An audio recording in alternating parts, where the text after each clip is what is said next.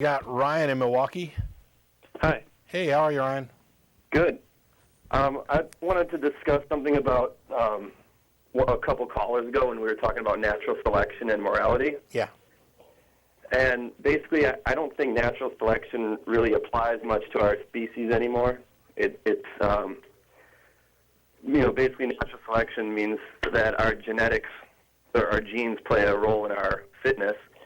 But in our society, it's more like the country that we're born in really plays more of a, or just luck, or having good parents, or something like that. It's a complex topic.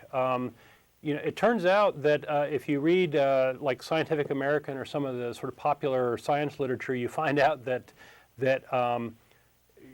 in the last maybe 5,000 years, there's been a lot of movement as far as evolution having to do with our brains, and that's still undergoing a lot of rapid change. So you might think that we've kind of controlling our evolution, or we've maxed out somewhere or the other, but in reality it's still going on.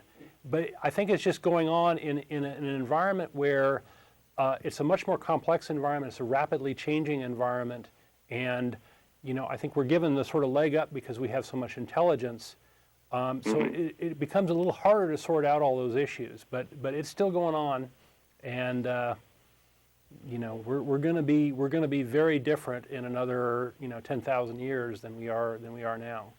Yeah, there's the claims that we're no longer subject to natural selection. Oh, I didn't mean that. I meant there are other factors that probably play a bigger role than natural selection. Well, but how is it? I mean, there are a lot of. How is it that you managed to exclude those other factors from natural selection? Who are you to say what factors are included in natural selection? It's not just nature. It's not just the weather or whether we got isolated. It's about which genes have the advantage in their reproduction, and maybe one of those advantage is, you talk about it. It's about what family you're born to. Well, that's true for everybody anywhere. The fact that we have this different perspective about society, that we have a wealth-driven culture that may ensure that some people's offspring are more likely to survive than somebody else's, I don't necessarily think that should be excluded from natural selection, because the building blocks that constructed that society are part of our genes. Yeah, they're not directly part of our genes.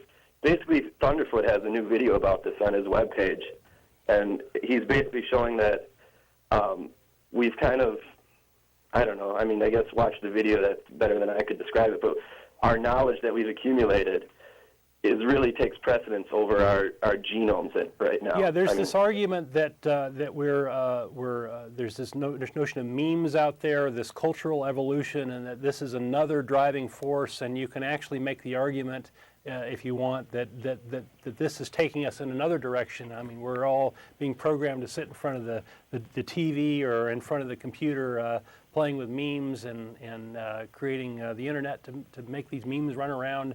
Yeah, you can make this sort of argument, but ultimately it plays into the environment in which the genes function, and there is still a notion of selection going on. That is, some people are going to have more children than other people, and these things are the basis of natural selection. I'm going to try and get to one more call before we're done. So thanks a lot for calling. Yep.